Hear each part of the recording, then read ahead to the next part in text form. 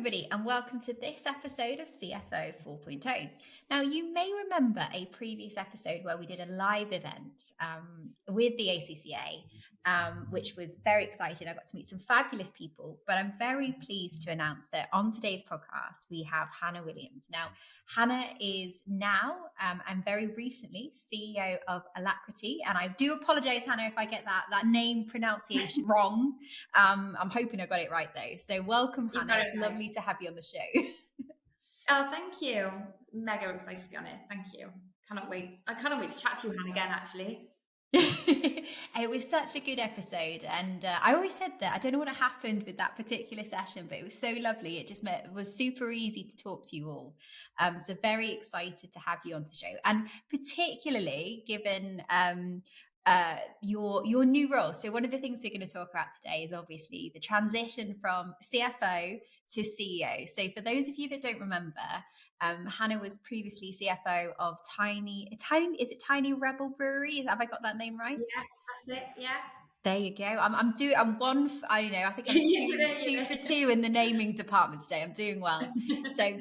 So tell us a little bit about, like, before we jump into obviously your transition and your new role, tell us a little bit about your journey. Like, what have you been doing for the last few years, and and what sort of drove you just to get into the CFO role? Should I start from school? Go for it. Give us literally the potted history. The history of Hannah.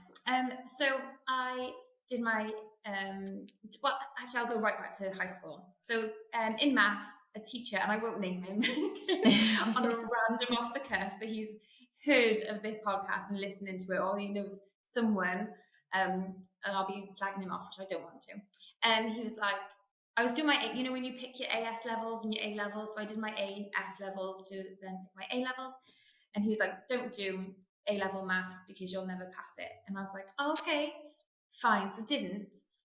And then a couple of weeks later, I was like, oh, I really wanted to do it. So I went back and asked, and they were like, it's too late now, you can't do it. And I was gutted. And I thought, sod you, I'm going to go and do something with maths. I didn't know what at the time, but I'm going to go and do it. I took a year out then from high school to uni. Best thing I ever did, take a year out. Went into industry, worked in a building company called Molem, and I was in the quantity surveying department, just their admin, basically their tea girl, and posting out stuff and all that franking. Do you remember when you used to frank envelopes? Yeah. That way back when. So that was what I did, but loved being in a business, loved being in that environment of people and learning. Absolutely craved it. So prior to that, I was going to go and do biology in university, just because I liked the biology teacher for my A levels, and then realised that's a really crap idea. So I decided to do accountancy. Went to University of Glamorgan full time, but moved all my lectures into 3 days, and then worked in an accountancy firm for the last 2 days, which I absolutely loved. Loved it. Loved that. Leaving uni and doing that bit. And the reason why I did that is because I knew I wasn't the best on the course, but I knew I needed experience to get another job further down the line. And I also wanted to know a bit about accountancy. I don't know, you just think of, I've been in meetings before, I've walked in, they've gone, you don't look like an accountant. I've never known what that is or what that looks like. To actually then see accountancy in that, it's not just maths, it's the process. And I absolutely love it. I've loved it so much, from looking at efficiencies, looking at how you make sure everything reconciles, to looking at improvements for the business. So I don't see the facet of an accounting firm or finance or anything just sitting in one area. It floods the whole business. And it's absolutely the backbone of I believe, a backbone of a company. So I did that and finished my degree, and I did it in Glamorgan mainly because it was tailored for ACCA.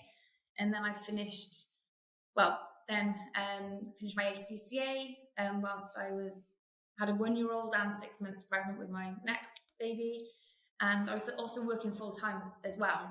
So it was busy. And I look back now, I'm like, what the hell was I doing? How did I even do it?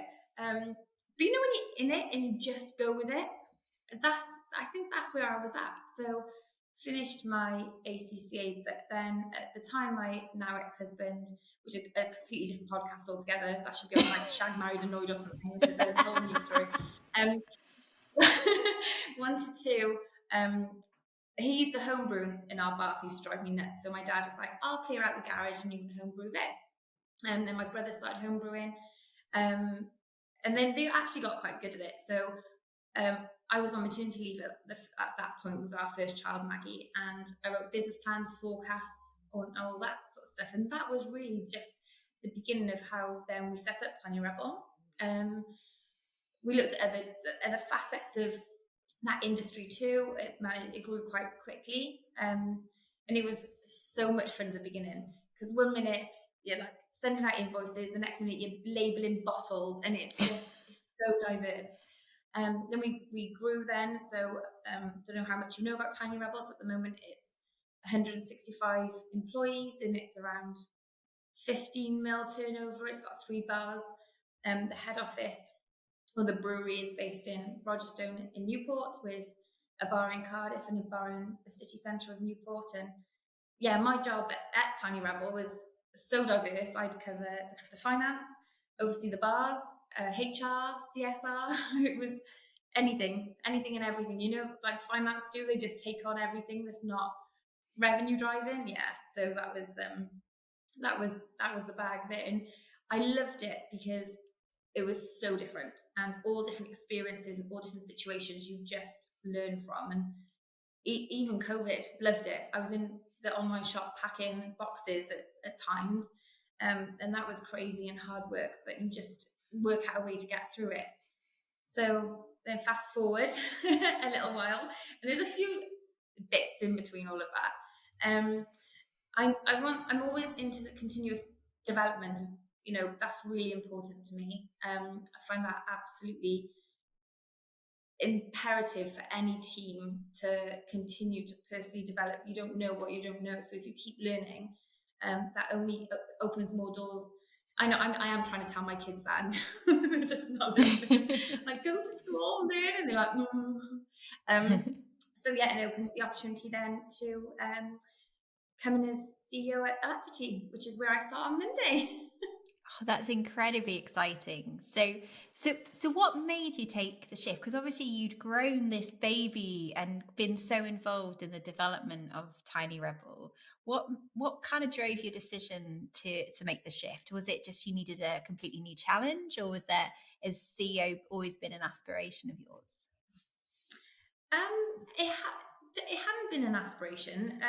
I loved the finance aspect, and actually, when you look at a business, it's very dominated by the finances. The CEO can only do so much if the finances are all in place to allow them to do the stuff. If you haven't got the cash, you can't do anything.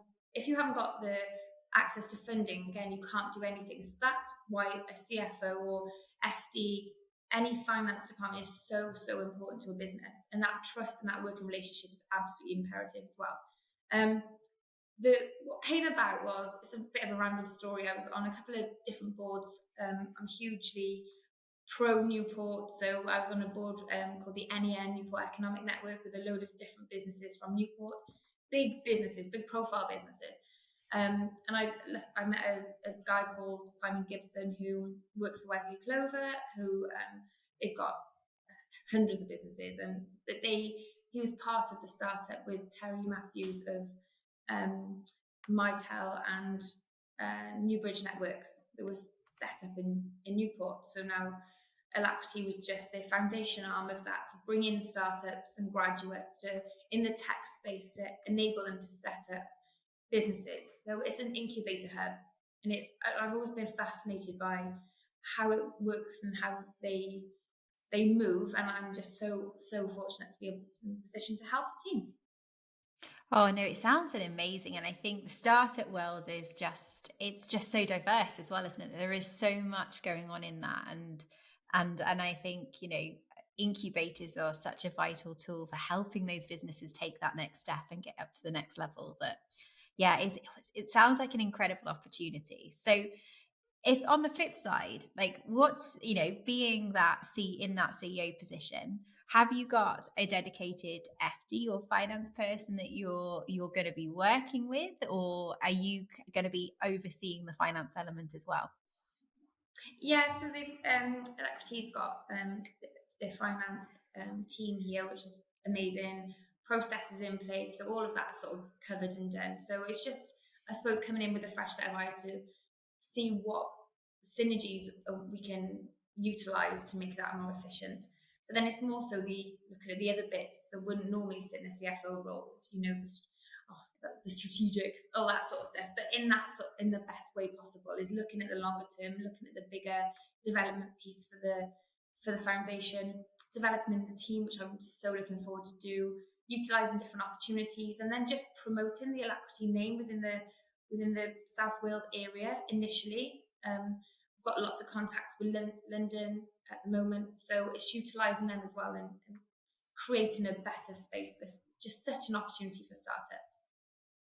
And obviously, you're going to be on the other side of the fence now, right? So, what are you looking for from your finance team? What is the ask that you're going to have of them?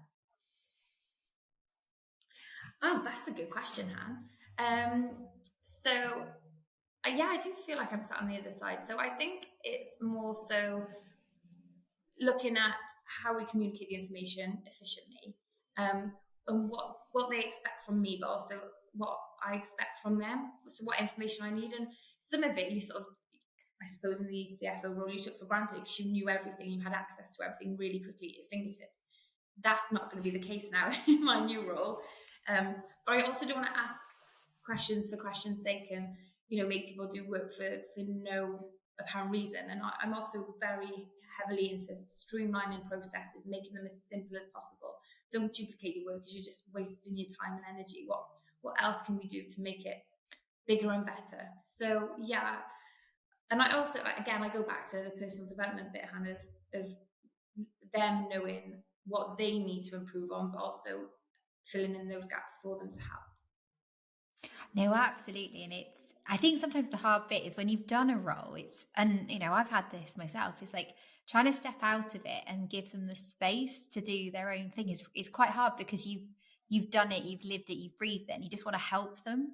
But it's that being able to let them crack on and do that, and also not getting to those habits of, could I just have a look at that and just see what we're doing there? So are you that's so yeah. important. Yeah.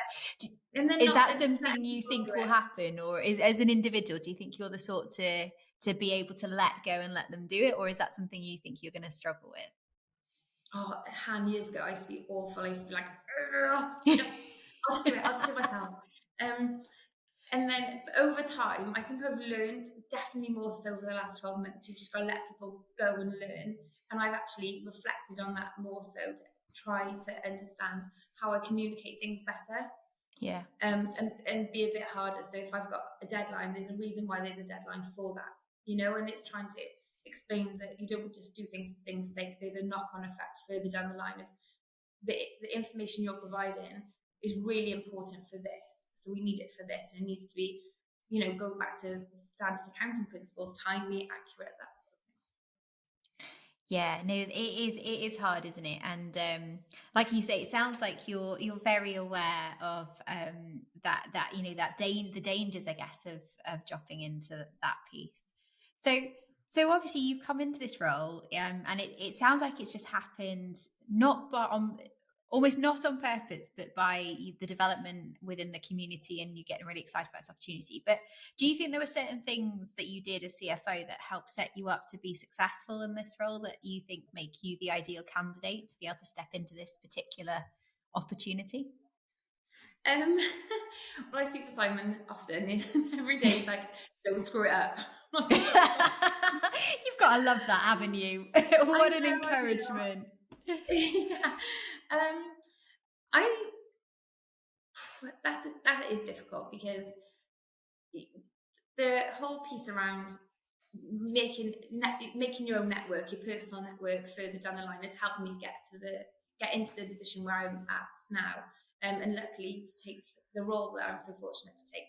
But then it's also going to build going forward, and that's what I'm excited about. So the opportunities going forward and meeting new people, and that was really what drew me to the role. And I'd implore anyone who's absolutely petrified to take a position, because believe me, when you're sat in an interview and I was like, yep, imposter syndrome sitting in. And they even said you were the absolute wild card for the role. So it just worked, and I've just got a lot of excitement and energy, and a lot of what I want to do for the business to get to a foundation, to get to a really solid level, to propel it for future growth. I was at Tiny Rebel for a long time. 11 years is a long time to sit in a business and see it move from 0 to 15 revenue and forecast and higher. I'm fortunate enough to still be sat on the board. So I'll be a non-exec and do a couple of days a month. So still have that understanding of the business and help from the outside in a different space, which is all new, all learning. So I'm excited. You should be. It sounds like a fabulous opportunity. And I think there's so many startups that could benefit, because you've done it. They think about where Tiny Rebels come from and gone to. That's an exciting journey. So tell us a little bit about the journey at Tiny Rebel, because we've talked a lot about the exciting new opportunity and where you're planning on going. But tell us a bit more about where you've been. What happened in those 11 years? What was your journey? So it's a long and windy journey, I guess.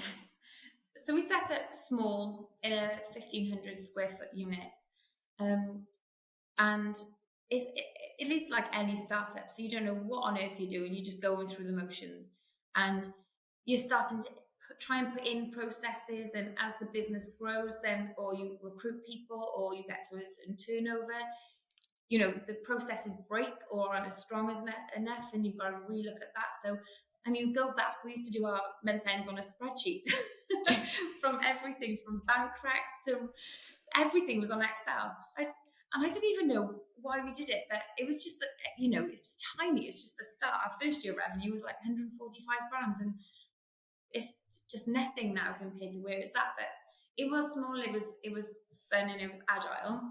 On a fluke, we managed to acquire our Cardiff bar, which is on Westgate Street, which is right opposite the stadium. So we used to supply that bar. The bar went into administration, so we managed to pick it up really quickly. So within 6 weeks, we'd stripped the whole thing.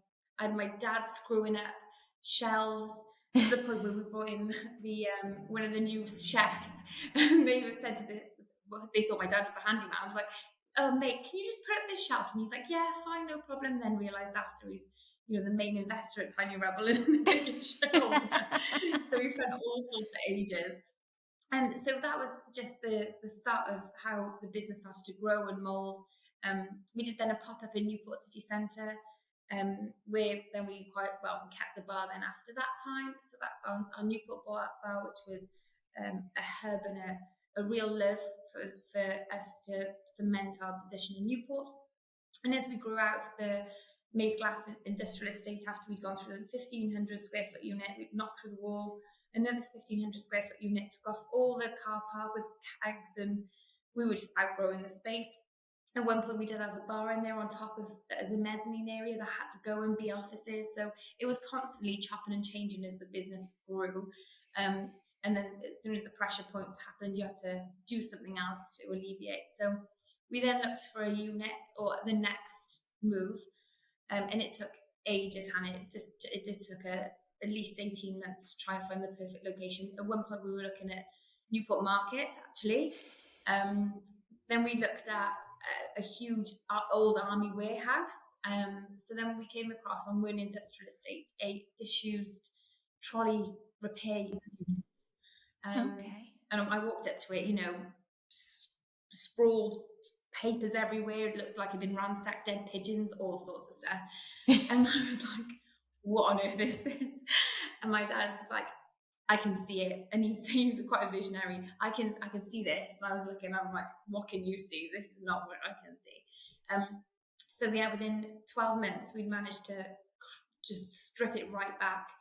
The steels had asbestos in, rip it down, start again, and develop our, I think it's like a 45,000 square foot space now with a bar at the front, a car park opposite. Now, we require in separate areas as well. A warehouse further down the road just to fulfill the growth of the business. And as we said, we wanted to stay in Newport. That was really important to us for our identity, as well as supporting that local community, which is really, really important.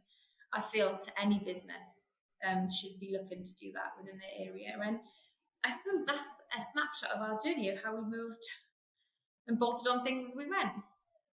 That's amazing, and I can just feel the energy. So, having been not quite to the scale, but through that growing journey myself, it's so hard, isn't it? Like, you turn a corner, and all of a sudden, you've got this whole new challenge to deal with, and a whole new growth journey to go on. So, talk to me a bit about how the finances within that, how they developed. How did you structure the finance team at the beginning stage, and where did it end up?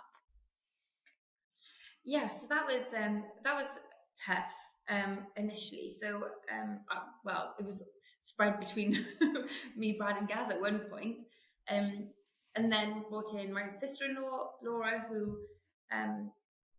was able to then do a lot of it was data processing initially, and working out how we you go from nothing, and it's also quite scary setting up a business.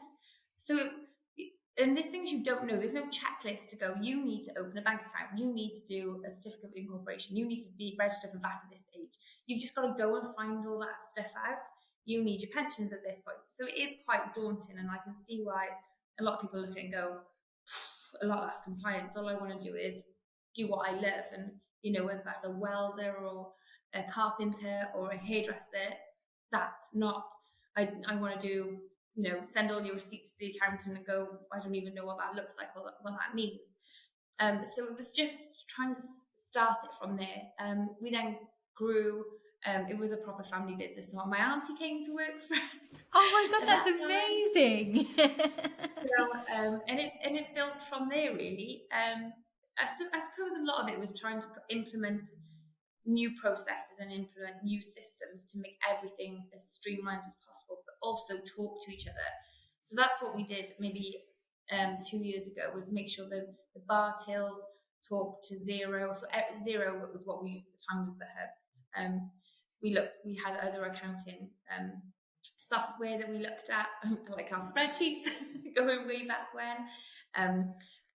So we just had to centralize as much as possible. And look at that process. So then we grew and tried to departmentalize everything, because, as I said, departments cross, don't they? You have a bit of HR if you haven't got a HR team. You have a bit of CSR, which I was really passionate about, overseeing the bars part as well. So then we started to break that then into the sort of their rightful areas, I guess.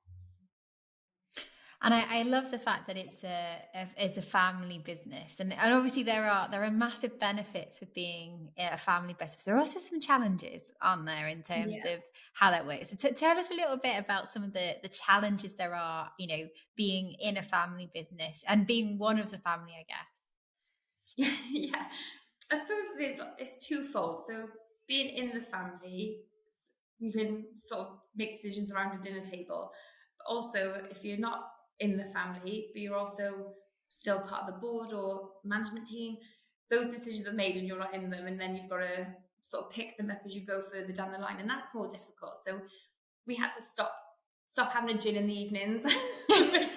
Well, maybe not having the gin, but maybe making the decisions over a gin was the problem. Some of our best decisions, Hannah, best ideas. They were.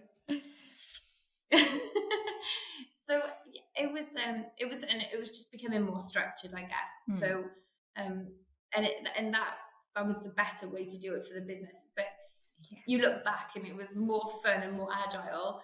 But now it's in a better process in place where it can follow the right way of doing stuff, but it can include everyone. So it's still got that family feel of a business, but it's also got that communication piece, and that's something I really want to transfer across to Alacrity, because it's already an amazing team. They're so close. It feels like family already.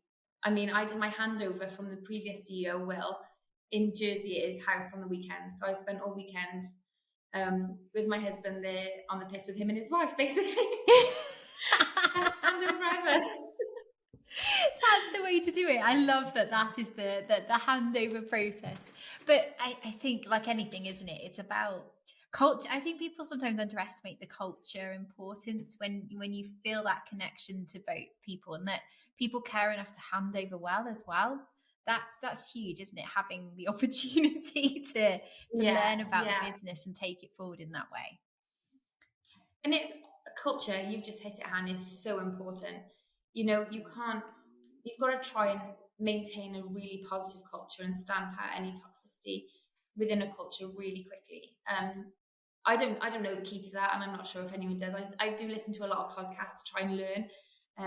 All I know is more communication, the better. And if everyone's got a really clear guide of where the business is going, that's always empowering for any individual, no matter what level. So the more you know, the more you're empowered to do so, and you can just do your job better. And you can also feel fulfilled in your role. You know what is expected of you. You know that expectation gap. Try and minimize that as much as possible. So yeah, that culture piece is so important. And I think actually acknowledging that we don't know everything about building a great culture is probably the first step in having a good culture, because I think some of the worst places I've experienced have always been where people think that everything's perfect and that their way is the way to go. And I love the fact that you're so open to learning, because I think that's huge in building a great team. That acknowledgement that we aren't perfect and all knowing at the top is I think is a crucial starting point. Absolutely, it really is, and that for your team as well to maintain that and grow with that is so important. And it's the balance is trying to keep that small team mentality when you grow bigger and bigger and bigger, and keep Yeah. that inclusivity as much as possible. A lot of that is through communication and keeping that consistency. I'm not so best at that consistency, but I'm working on it. Reflectiveness as well, one to that. I'm working on that as well. So Self-awareness, like they were like a very wise man always self-awareness. told me that the best thing you can do as a leader would be self-aware. You're never going to be perfect, you just need to acknowledge it and deal with your imperfections. So very smart. Yeah, Yeah. and I've got a lot of them. I think we all So have, how Han, do to you be really how honest. do you keep growing? And I think the most and it's having those people around you. And that was one of the reasons why I wanted to take this role, is because there's so many incredibly influential people linked to Alacrity.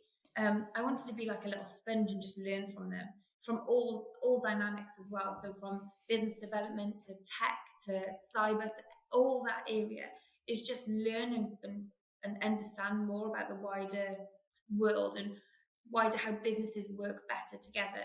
And so that was that, and it all feeds back then into bringing that knowledge into the culture of the business. And I have to say, I share your enthusiasm. I love working with the tech and the startups and the fast growing, that energy that comes from those smaller businesses, that innovation. It Yeah. is genuinely is such an exciting place to be. So I'm very envious of that challenge, but I know you're going to absolutely nail it. So I think what I'm keen to continue the conversation is actually to pick your brains a little bit, because I think one of the hardest things for a lot of CFOs is if they're going into a family business.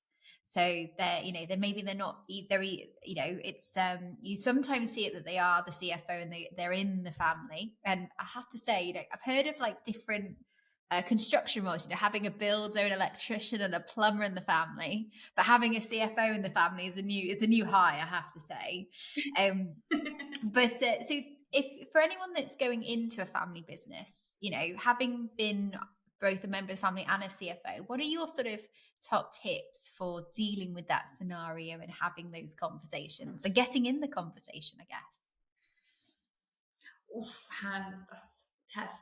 Um, Always be authentic. Always be you. You've got huge bags of potential and huge bags of knowledge, and it's how you communicate that and share it and build those relationships, so you've got a good base level of trust. That's the most important thing. And you can it's also understanding the people you're working around. Are they risk averse? Are they risk seeking? How do you manage that? And that's really difficult. um Naturally, weirdly, I'm risk seeking as a CFO. which is not really heard of. Normally you get people going, nope, sit in the background, computer says no, that's it. And I'm more of a find a way. There's a bigger piece around understanding how the wider business works, which is imperative. It's so important to then feeds into the finances to display that growth of the business. Just always be honest. All that authentic and honesty sounds like bullshitty stuff, but it's so true. And it's just, you've just got to go in and be you. And if you fit within that role and that remit, you just have that more. And I think maybe I'm saying this to myself, just have that more confidence in yourself, because at the moment I'm like, oh, new job, don't know what to do. But you don't know until you know, and you can just learn as you go, and just making yourself available for those times, and scheduling meetings just as a catch up is so important as well. Lines of communication open. That consistency of, don't just schedule meetings for meetings' sake, then don't do them, because they'll just sit in your diary collecting dust. There's no real need. Have a purpose, and create. If you use that time really wisely, you're more efficient, and all that efficiency will flow through to you naturally further down the line to your bottom line, which is what you want. Oh, absolutely. I love that, because I think some of those things are not just applicable to those going into a family business. Actually, thinking about, a lot of CFOs, I'm pretty sure if they looked at their diary, there's a lot of meetings for meetings' sake hiding in there. So being that value add piece. And any advice on navigating the family politics? Because that can sometimes be a challenge. How did you guys manage it? I don't think that ever ends, to be honest. Amazing. Still happens. Yeah, but you go into work, like that's your job. That's what you go and do. And as long as fundamentally the end of it is right for the business, that should be the key driver. Not because someone personally wants to do something, even though it doesn't fit with the values of the business or doesn't fit with what the business needs to do. You should always, front and center should be exactly what the business needs, always. And that's the key part. And if you can all remember that, it'll move forward as it needs to. And give each other, everyone makes mistakes. You just look at that and just go, okay, cool, right, acknowledge it, move on, and how do we grow and learn together, as a team. Sounds like you guys really understood purpose and values really well as a family unit, because I think that sounds like that drove and dealt with a lot of the natural politics that can sometimes happen, not just in family business, in any business, right? So yeah. It's lovely that you've really lived the purpose-driven finance piece that we will keep talking about and aiming towards, which is amazing, and probably the reason that you guys have hit the growth that you did. Now, you said something really interesting earlier. I hope you don't mind if I pick your brains on it, about how you kind of sat on the risk focused side, or I think actually the term risk positive side of the fence, whereas most CFOs sit on the other side. So tell us a little bit about that. Like, how do you approach managing risk without holding the business back? What's your philosophy? So that's difficult, because you naturally just look at numbers, I guess, and everyone's like, numbers don't lie, but actually it's all subjective. So it's the future forecast and how you see that. You could see that as glass half full or glass half empty, or you're not hitting forecast, or you've hit over exceeded budget. There's just different ways to look at stuff. So the way I look at things are, what's the worst that can happen? What's the level you can take the business to at a risk where it won't damage the business? It's not going to cripple it. So what can you move? But you also, in that consumer space of where Tiny Rebel was, you've got to keep momentum as growth of a business. Otherwise, if you don't keep that momentum, if you think you're great at where you are, other people will quickly take over you, and you will start to decline very quickly. So it's keeping momentum, but also, you had 165 people to pay every month, and you've got to keep new and innovative and reinvest. That was, my dad had a business when we were growing up. He actually set it up the year I was born, 1986. And it was a electrical business. So he used to work as an electrician. He was going to set up with this other guy. Then he pulled out last minute because they had to put their houses on his equity. The other guy was like, can't do it. And my dad was like, yeah, I'm going to do it. Told my mum. I thought my mum was going to kill him at that point, because she had my elder brother and sister and then me at that point. But she's like, okay, I trust you. Let's go and do it. We'll do it together. And so she did the accounts for him, and he went off and did all the jobs, the electrical jobs. And luckily enough, it grew significantly, and he sold it like, I suppose 20 years, maybe about 20 years later. And then bought another business after that, because he's not very good at sitting down and doing nothing. And I think that's where I get it from. So, and then grew that one. So that's another business called Whiteheaded Building Services. So that was, I think he bought it like 2 million revenue, and now it's at 48 million revenue. So he can see a gem in something and grow something. So a lot of that is that risk seeking, I think, came from my dad, of what's the worst that's going to happen, and if you've got to stretch yourself out there to do that. One of the first purchases, it wasn't even a purchase, looking back now, it was comical, for Tiny Rebel, was a van. So we needed a delivery van. So we were going to get this cheapy old van. And my dad's like, no, you want to be, proud driving around. You just get a new van, lease it, and, that'll be the start of the business and how you go forward. And we use that ethos to make sure everything we did it with purpose. So if you buy cheap, you buy twice, is the saying. So we made sure everything was equipped so it didn't break really quickly, and it also had longevity for the growth of what we planned for the business. Amazing. Oh, there's so many questions I have, and thank you for sharing the family adventure is the way I'm going to phrase it with me. And it's really exciting to hear not only about your growth journey with Tiny Rebel, but about the growth journey you're about to take lots of other startups on in the incubator space. So if any sort of people in finance, FDs, CFOs are listening to podcasts and saying, actually CEO is an ambition of mine, it's where I'd like to be, what advice do you have for those that are looking to be that wild card in the interview, and to step up into that CEO role? How do you, have you got any advice for them on how they could position themselves well and get the job that they want?